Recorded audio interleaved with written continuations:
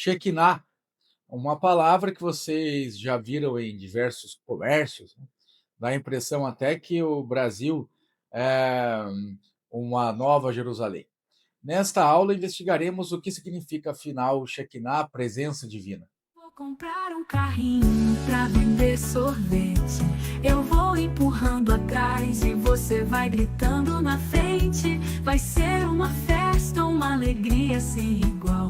Sorvete na rua e o... A nossa grande dificuldade já surge porque o termo Shekinah, enquanto presença divina, é bem presente na literatura rabínica, na mística judaica e também na Kabbalah. A questão é que, de cara, não é um termo que aparece nesta forma técnica, né, na escritura, no texto massorético, na Mikra, nas escrituras hebraicas. A investigação da Shekinah deve começar pela exegese exaustiva da raiz, Shekan, no hebraico bíblico. Shekan é um verbo empregado para descrever tanto a habitação humana como a divina, mas com nuances técnicas cruciais. Em textos como Êxodo 25:8, abre aspas, me farão um santuário e habitarei, vê Shakanti no meio deles. O verbo indica uma presença condicional e dinâmica, e não uma residência estática ou ontológica, como seria o caso de Macon, habitação. A análise filológica comparativa revela que no acádio chacanu, o termo tinha o sentido de colocar ou estabelecer, e era frequentemente associado à instalação de monumentos ou tendas. No garítico, a raiz aparece em contextos de habitação de divindades em montanhas ou tendas, o que alude a um substrato semítico comum que vincula a divindade à mobilidade do deserto. Por exemplo, no caso de Anan, que é a nuvem, e Esh, que é fogo, estes elementos não são a divindade em si, mas o invólucro da sua kavod, glória. A relação entre a kavod de Hashem e o ato de estar presente, o Shakan, é de conteúdo e continente. A glória é substância radiante que habita ou repousa sobre a estrutura do culto, tornando o espaço sagrado funcional. E agora em Deuteronômio que aparece uma nova linguagem até nas escrituras hebraicas, que é chamada na Academia de Teologia do Nome, Shem. Portanto, o texto bíblico evita dizer que Deus habita no templo, preferindo usar a fórmula que indica um local onde Hashem escolheu para fazer habitar o seu nome. É, como acabei de mencionar, o sentido de teologia do nome. É a partir de então que se formula na mentalidade teológica hebraica algo de Deus que está presente no mundo. Não é sua essência, sua energia, mas o seu Shem, nome. Esta teologia mais abstrata que possibilita, prepara o terreno para o surgimento da Shekinah. E em Salmos, em Ezequiel, vemos como essa disputa entre a absoluta transcendência divina e a limitação terrestre atinge seu ápice. Ezequiel, por exemplo, narra a partida da Kavod de Jerusalém, a glória, a dignidade e a honra. É importante notar que a raiz aqui é kaved, que quer dizer peso, ser pesado. Aqui temos um aspecto muito curioso em relação à Shekinah, indicado, né, através de uma raiz relacionada ao peso de algo que parte de Jerusalém. A Shekinah, ao mesmo tempo pesada, né, ao mesmo tempo gloriosa, digna, carrega um significado muito grande, mas ao mesmo tempo ela parte, ela é móvel. Esta mobilidade da presença divina se tornou uma marca da literatura rabínica e que possibilitou a sobrevivência do judaísmo sem o tempo. Se você observar bem as religiões do Levante, elas normalmente acabavam quando o templo da cidade-estado era destruído. Com o judaísmo, isso não aconteceu. E a mobilidade da Shekinah na literatura rabínica foi essencial para esta sobrevivência. O surgimento da Shekinah na literatura judaica antiga. Nota-se que na literatura targúmica, por exemplo, na tradução da Torá para o aramaico, segundo Onkelos e Onosson, a transformação do verbo Shekinah ocorre de uma forma bem gradual. Shekinah aparece ali no aramaico sempre como perífrase para evitar o antropomorfismo radical em relação à divindade. É assim que Shekinah, enquanto substantivo, aparece de forma muito recorrente nos Targumim aramaicos, principalmente de Onkelos e de Onossum. E aparece justamente para evitar um antropomorfismo divino, quando, por exemplo, a Torá, em seu texto hebraico, menciona Deus já muito próximo da humanidade, tanto de forma física como de forma emocional, as duas versões colocam antes Shekinah. E aqui é importante lembrar que os Targumim são explicações, são interpretações, não visavam estabelecer uma tradução, digamos, literal, né, do hebraico para o aramaico. Então, Shekinah aparece como uma perífrase necessária para evitar este antropomorfismo que eu mencionei. Isto é, onde a Torá costuma dizer em hebraico Deus habita, a versão aramaica coloca onde a Shekinah, a presença de Deus, habita. E esta jogada linguística foi essencial para estabelecer de uma forma mais racional e também evitar a idolatria da questão que envolve a imanência necessária, né, a imanência divina necessária para o culto e a oração na terra, e a transcendência absoluta e a própria unidade do divino.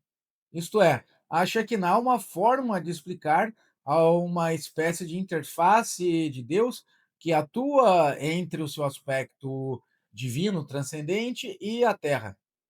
E é na literatura rabínica, principalmente a partir da Mishnah, e depois nas interpretações da Mishnah, que a Shekinah começa a receber um aspecto mais social e comunitário. O famoso ditado do Pirkei Avot, no terceiro capítulo, afirma que se dois se assentam e palavras de Torá estão entre eles, a Shekinah está repousada ali. A presença divina é, de alguma forma, na linguagem de hoje, democratizada.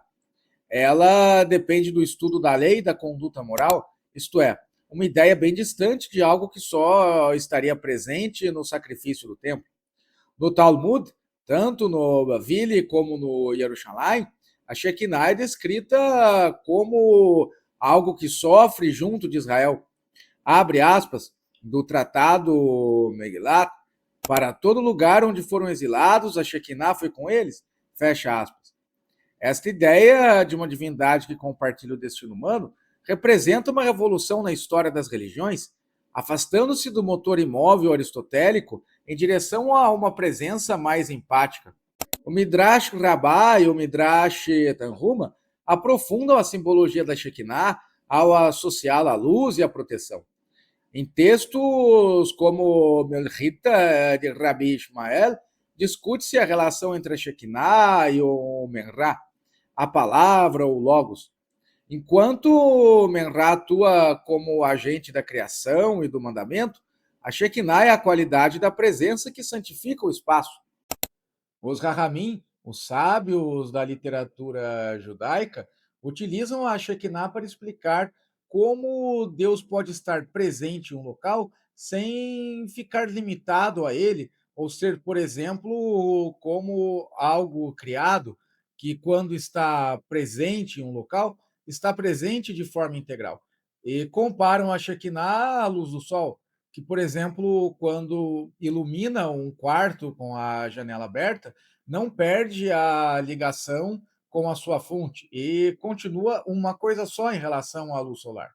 Essa relação mais transcendental com o aqui e o ali foi o que permitiu a continuação do judaísmo após a tragédia da destruição do templo. Por quê? O Mishkan, o tabernáculo, passa a ser entendido não como algo que estava preso ali no Beit HaMikdash, no templo de Jerusalém, mas sim enquanto uma presença espiritual móvel.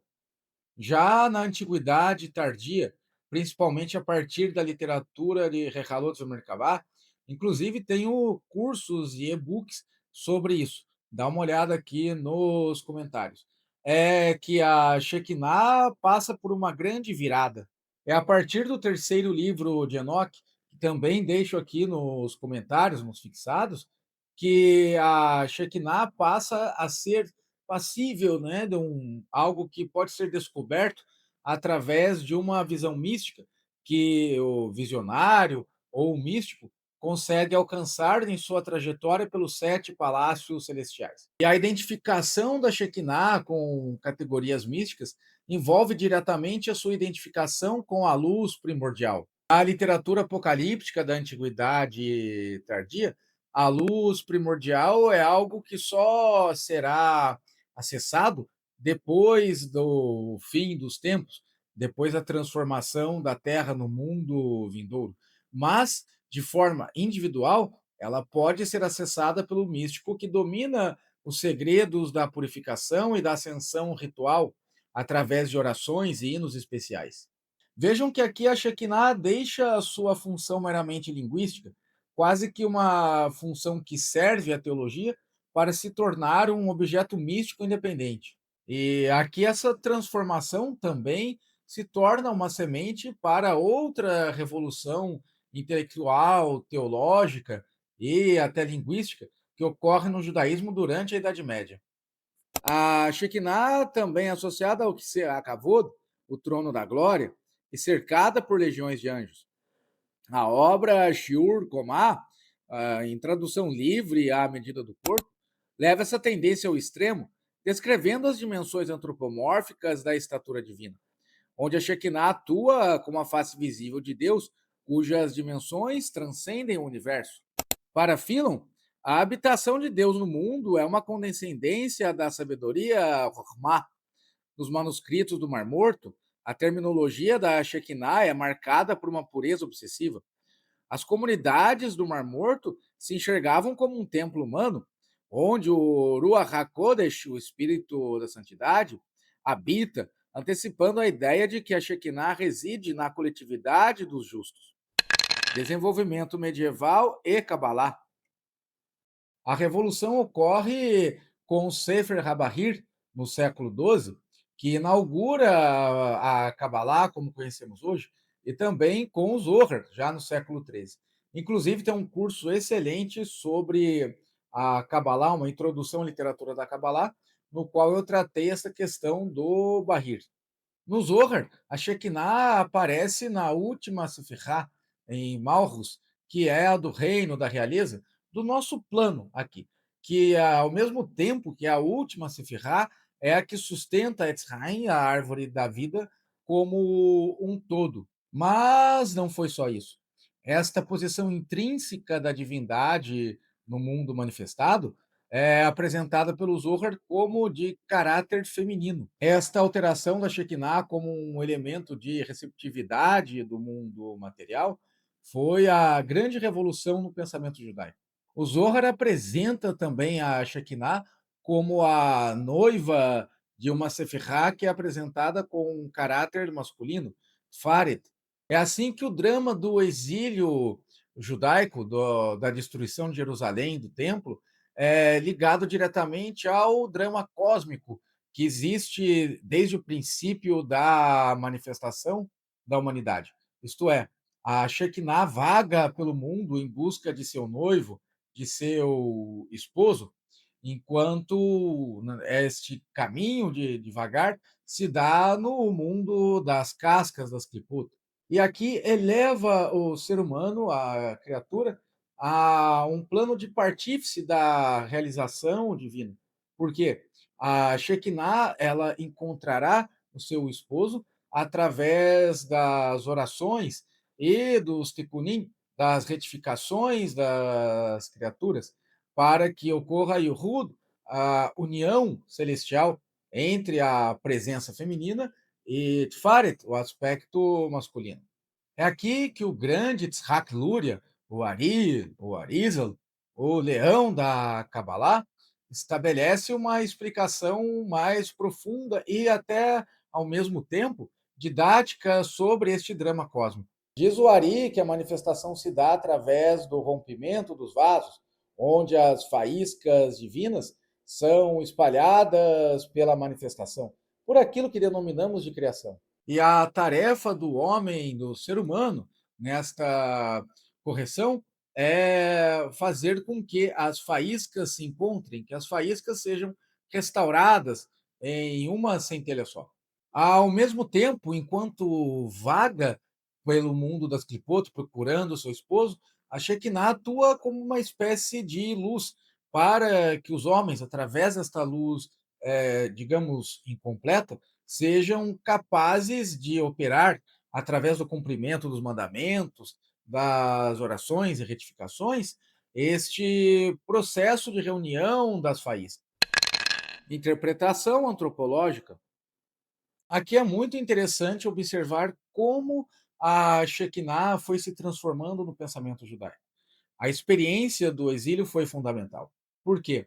Quem já assistiu outras aulas deste canal sabe que eu já comentei sobre o impacto, acho que também foi no curso Ainda Somos Selvagens, eu comentei algo sobre isso, e também no curso sobre apócrifos, que não foi lançado ainda, como a experiência do domínio grego, depois romano, e por fim a queda de Jerusalém e o exílio judaico, foi impactante no imaginário judaico e lançou também questões e dramas teológicos. A questão da legitimidade do mal do mundo, né, e sua relação com Deus, se Deus é bom, se Deus é mal, ou o que significa a transcendência de Deus em relação ao bem e o mal, a eleição de Israel, estes temas eram confrontados não só pela teologia, mas por problemas diretos, né? Então, na literatura de Rehalot Merkabah, você encontra ali livros que abrem questionando, por exemplo, por que homens que eram sábios em Torá foram tão humilhados e mortos pelos romanos. Onde estava Deus? Né? A Shekinah, essa transformação da Shekinah, buscou responder isso. Ela atuou como uma ela atuou como uma espécie de projeção da comunidade de Israel com algo transcendente, com algo além das misérias e banalidades em permanência deste mundo material. Isso se deu através da transformação da Shekinah em uma espécie de ritual ou de consequência ritual. Isto é, agora cada espaço geográfico e até cada ser humano pode representar a própria presença divina, sem a necessidade de um tempo de glória, de triunfo ou de um espaço físico.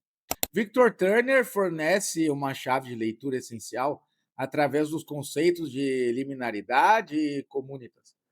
A Shekinah, especialmente em sua fase cabalística de exílio, é uma figura liminar. Ela está entre o divino e o humano, entre a luz e a sombra. O ritual de Tikkun Hatzot, a vigília da meia-noite, onde os cabalistas choram pelo exílio da Shekinah, cria uma comunitas de sofrimento que reforça os laços sociais através da partilha de um mito cosmogônico. Mary Douglas, por sua vez, ajuda a compreender a Shekinah como a guardiã das fronteiras do corpo social. A insistência rabínica de que a Shekinah se afasta diante da impureza reflete a necessidade de manter a integridade ética e ritual do grupo. E é assim que a Shekinah se transformou uma linguagem sagrada do ethos de um povo. E de um povo que agora não tem mais um lugar para chamar de seu.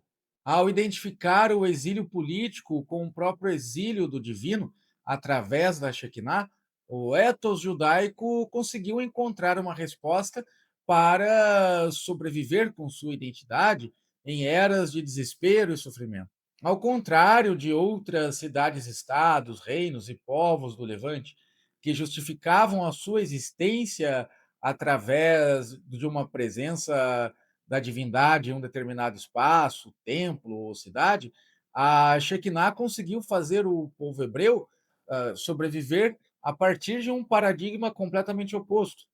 Isto é, o povo não é legitimado apenas por Deus. O povo é legitimado através de uma experiência direta com um processo divino, no qual ele é partícipe não só da sua própria redenção, mas da redenção do próprio divino.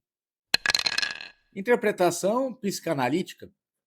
E agora Shekinah também representa a dialética entre a proximidade e a ausência. O próprio Freud discute isso em Moisés e o monoteísmo, a questão da internalização da figura paterna e a construção da identidade cultural. Mas a Shekinah tem algumas características que só a psicanálise pós-freudiana conseguiu explicar. Essa explicação veio através das figuras da Grande Mãe, e esta explicação veio através das figuras do eterno feminino e da Grande Mãe. Isto é, a Shekinah passa a atuar como uma figura de articulação com a severidade do Pai primordial.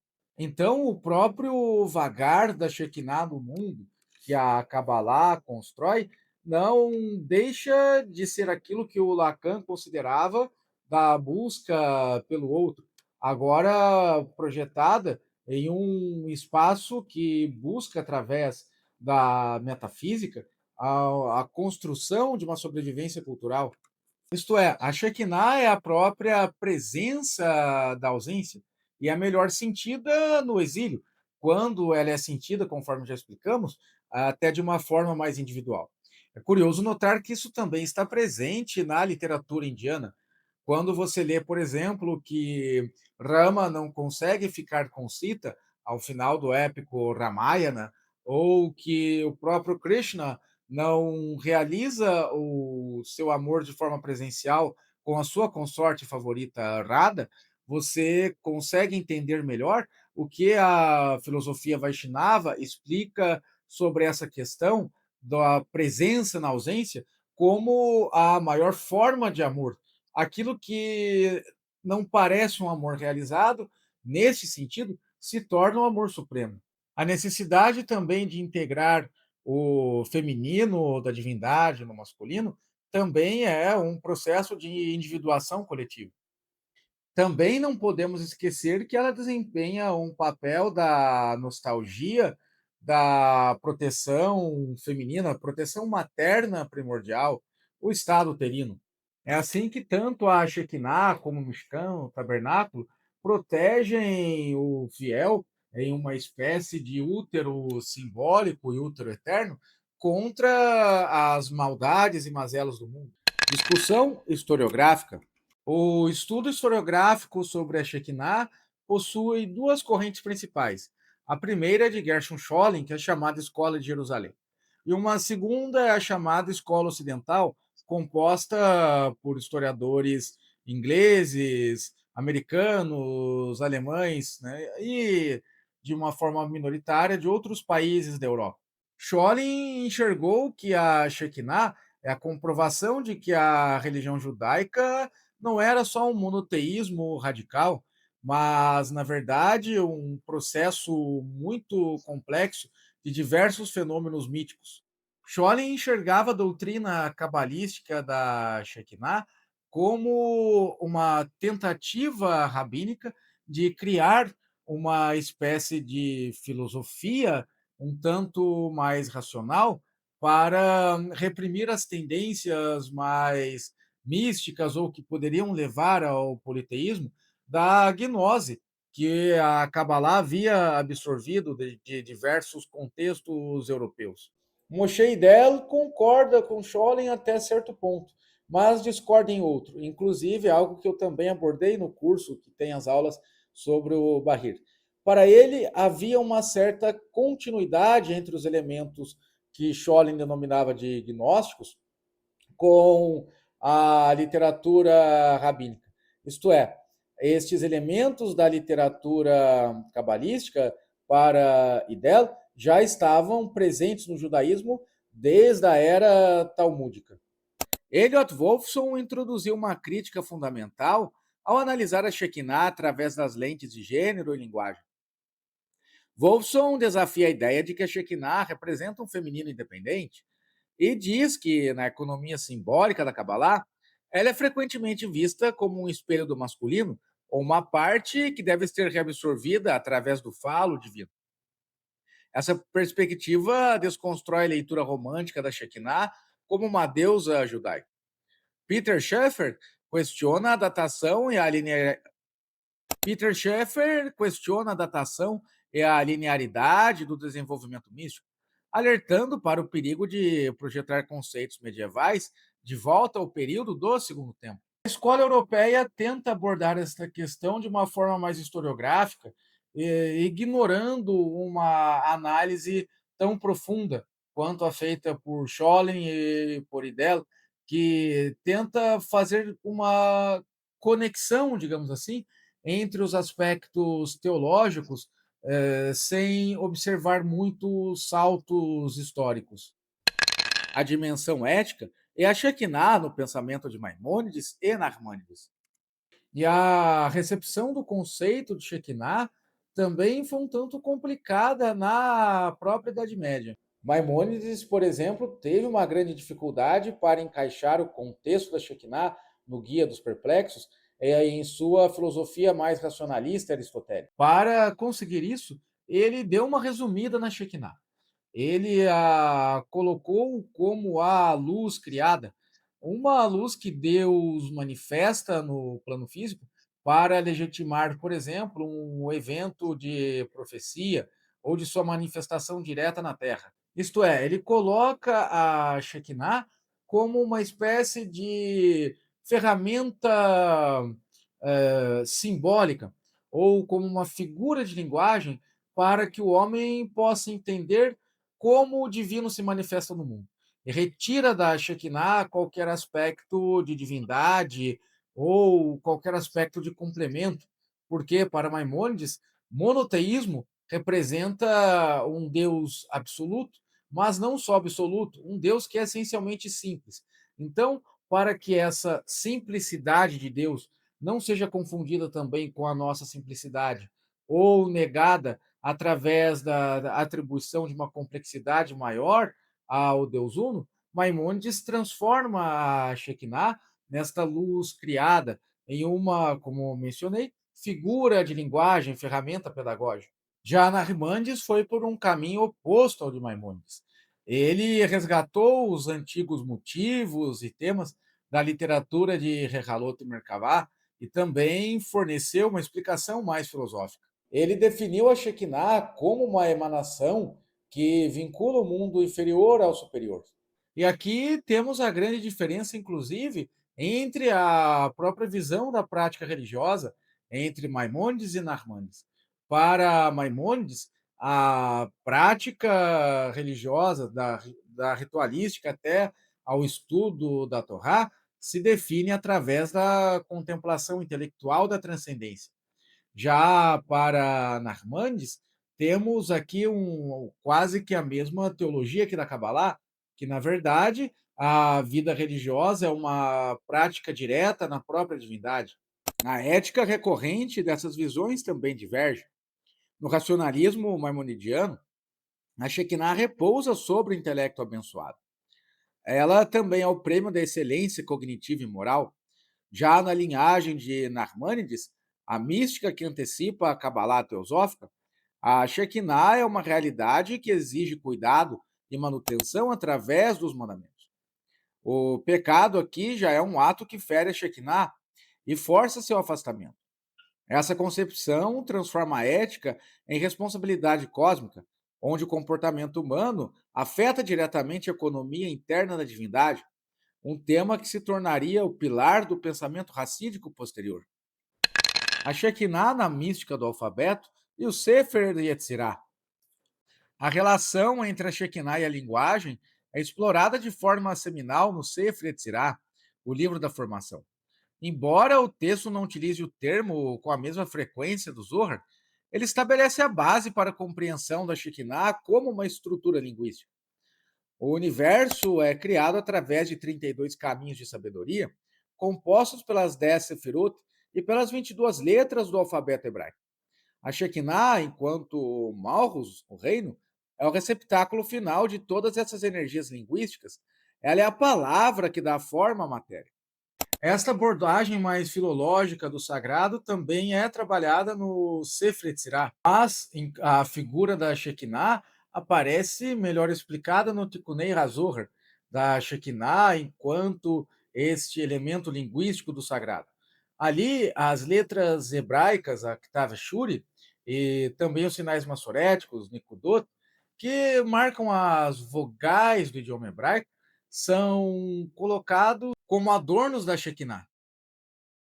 A Shekinah também é colocada como a Torá oral e a Torá escrita é a sua contraparte masculina. Então, o aspecto feminino é a própria vitalidade que permite a escritura ser viva e atuante em todas as gerações através da atividade que é típica da Torá oral, que é interpretar e explicar a Torá escrita. Em suma, a Shekinah é a própria capacidade da divindade ser narrada, interpretada, entendida ao longo do ciclo da existência humana. Nossa, que falta de educação, né? Tomar chá fazendo barulho. O exílio da Shekinah e a Teodiceia cabalística. Já o exílio da Shekinah é talvez uma das respostas mais ousadas que uma comunidade religiosa, digamos assim, poderia dar em relação às escrituras. Pois as teodiceias normalmente tentam identificar o problema da dor e do sofrimento em relação à justiça de Deus ou dos deuses. Mas na doutrina cabalística do exílio da Shekinah, Deus também está fragmentado e sofrendo neste mundo. Quando Israel sofre, a Shekinah sofre. Quando Israel sai de sua terra, a Shekinah também sai e se aparta de sua ligação com o rei, no sentido de sua presença na terra. Aqui surge uma espécie de conexão ontológica entre um povo e a própria divindade. E o exílio, que não deixa de ser uma punição, um castigo, também é uma tragédia metafísica que exige uma correção que vai do físico ao superior. No pensamento de Tzchak Luria, o exílio da Shekinah é o resultado do rompimento dos vasos, as faíscas das santidades que caíram no reino das cascas, das Klipot, forças do mal. A Shekinah desceu para estas profundezas para sustentar as faíscas e permitir sua eventual elevação. Esta visão dá um significado cósmico à diáspora judaica. O judeu está na diáspora para recolher as faíscas da Shekinah espalhadas pelas nações. A história humana é o palco de uma operação de resgate, onde cada ato de bondade e cada oração contribui para a libertação da presença divina de seu cativeiro. A dimensão psicológica deste exílio é explorada pelos desenvolvedores da Kabbalah luriânica e que passam a descrever a angústia da Shekinah como a fonte de toda a melancolia existencial. A sensação de alienação do indivíduo é um reflexo da alienação da Shekinah em relação à sua fonte. A redenção, Eula, não é apenas um evento político, mas é a própria restauração de uma união erótica entre o masculino e o feminino na divindade. Quando a Kabbalah luriânica coloca a Shekinah no centro da Teodiceia, ela passa a humanizar o divino e também a divinizar a luta humana, criando um sistema onde a ação do homem é fator determinante para a integridade de Deus. A Shekinah e o simbolismo do feminino entre o acolhimento e o julgamento. Mas não reduzam o fato da Shekinah ser feminina a uma espécie de dualismo masculino-feminino sentimentalista ou ideológico. Na verdade, a doutrina da Kabbalah está bem longe disso. A Shekinah é maternal, é acolhedora, mas também está ligada a Sefirah de Gevurah, que é força, julgamento, rigor. É nela que começa o limite entre o fluxo divino e a criação. É justamente por isso que ela é o portal, o char, por onde o julgamento divino entra no mundo. Este aspecto dual é explorado no Zohar, através da imagem da Shekinah como uma lua que não possui luz própria, mas reflete a luz do sol. Quando a união é plena, ela brilha com misericórdia. Quando a união é interrompida pelo pecado, ela se torna o julgamento severo, a Dina Cássia. Esta flutuação simbólica reflete a experiência histórica de Israel. A presença divina pode ser tanto uma nuvem protetora, quanto um fogo consumidor. Então, podemos resumir assim: a Shekinah é a face de Deus que o mundo encontra, e essa face muda segundo a receptividade do vaso humano. A antropologia de gênero na Kabbalah, conforme analisada por Elliot Wolfson, diz que a feminilidade da Shekinah é uma construção necessária para a dinâmica do desejo, mas o objetivo final é sua reintegração no o andrógeno. No entanto, na prática devocional popular e no racidismo, a Shekinah guarda sua identidade como a mãe de Israel. Esta figura materna oferece um refúgio emocional contra a severidade da lei, permitindo uma relação de intimidade e até de argumentação com o dilúvio, como vemos nas orações de Levi Yitzhak de Berdichev, que interpelava Shekinah em defesa de seu povo. A Shekinah na liturgia e na prática ritual. Há um hino judaico muito bonito, Le Hadodi, que recepciona o Shabbos, que ilustra muito bem o papel da Shekinah. A Shekinah é cantada como a noiva do Shabbos, e aqui há uma profunda reflexão filosófica, além da metáfora bonita que o hino faz. Pois o autor do hino, o grande rabino Shlomo Alkabetz, indica que no momento do Shabbos, a comunidade judaica transcende o aspecto de prisão do tempo para encontrar a semente da redenção futura, uma espécie de prefiguração da era messiânica do Rain Olam Rabá, o mundo vindouro. É quando a Shekinah deixa o estado de andar nas poeiras do mundo para se encontrar com o trono divino. Outro exemplo crítico é a fórmula Lesheni Hud, que é recitada antes do cumprimento de muitos mandamentos. Abre aspas, em nome da união do sagrado, bendito seja, e sua Shekinah, fecha aspas. Esta declaração de intenção transforma cada ato cotidiano, desde vestir o talis até comer, em um tijolo na reconstrução do templo espiritual. A Shekinah agora também é o objetivo prático da vida litúrgica. O corpo do fiel torna-se o local onde a união divina é realizada. É a ideia bíblica do Mishkan, o tabernáculo, enquanto estrutura que deve ser construída pelo esforço humano. Nas orações do Tikkun Hatzot, feitas pelos cabalistas para lamentar a queda do templo, há o costume de lamentar e sentar no chão como uma representação do exílio da própria divindade. Este ritual faz com que a dor individual seja sublimada pela dor maior, pela dor do próprio Criador cósmico.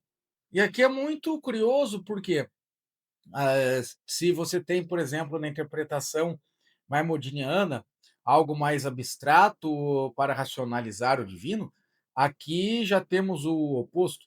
Esta profunda conexão que ocorre em uma prática ritual santifica, eleva o tempo, o corpo, a fala humana, para transformar a presença divina em algo exclusivamente vivo.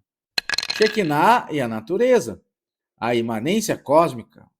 Embora o judaísmo clássico seja frequentemente descrito como uma religião da história em oposição às religiões da natureza, o conceito de Shekinah na Kabbalah introduz uma forte dimensão de imanência cósmica. A Shekinah é identificada com a Knesset Israel, a alma coletiva de Israel, mas também com a própria vitalidade da terra. No Zohar, a Shekinah é chamada de campo de maçãs sagradas, o Hakal Tapuim Kedushim, uma metáfora que vincula a presença divina à fertilidade e aos ciclos da natureza. Essa visão foi expandida ainda mais pelo movimento racídico. A famosa frase do Baal Shem Tov, não há lugar vazio de Deus. No racidismo, a Shekinah é uma força vital que anima cada ser do mundo, não só os seres humanos, os seres sencientes, mas também as pedras, as folhas, as gotas de água e os grãos de areia. É por isso que no racidismo a presença da alegria, a sinra, é tão importante. O mundo material não é encarado como um obstáculo à divindade, Na verdade, ele é uma veste da divindade. E a grande busca que existe no racidismo é você descascar a casca que envolve a presença da Shekinah na manifestação. A interpretação antropológica desta imanência indica uma tentativa judaica de reconciliar o monoteísmo transcendente com a necessidade humana de sentir o sagrado no mundo físico. Ao identificar a Shekinah com a alma do mundo, o judaísmo místico cria uma ética ecológica onde o abuso da natureza é visto como um desrespeito à habitação divina. É assim que a Shekinah atua como elo que une o Criador à criação, garantindo que o mundo não seja abandonado à própria sorte, mas permaneça sob o olhar e a proteção de uma presença que o sustenta de dentro para fora. A Shekinah e o messianismo, a redenção da presença. O horizonte da doutrina messiânica judaica é inseparável daquilo que o judaísmo entende como Shekinah hoje. Isso envolve também as discussões filosóficas do judaísmo. Por exemplo, para o racionalismo maimonidiano, a era messiânica é o fim do sofrimento humano e da humilhação de Israel. Somente isso. Já na interpretação da Kabbalah, a Shekinah é um evento cósmico que envolve o fim do próprio exílio divino. É assim que o Messias na Kabbalah é uma espécie de cupido da Shekinah com um princípio masculino.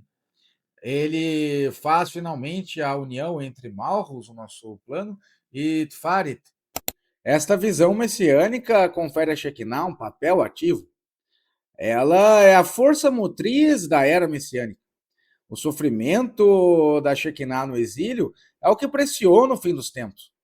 Em algumas interpretações mais místicas, ela também é associada à figura do Messias Ben Yosef, que sofre e morre antes da vitória final do Messias Ben David. Essa identificação sublinha a natureza sacrificial da presença divina no mundo material. A redenção é o processo de levantar a Shekinah da poeira. Le Akin Shekinah Me Apra. E o Messias, assim, é aquele que fará a união plena entre Shem, o nome, a manifestação da Shekinah, com a essência divina. A Shem, o tetragrama para os ocidentais.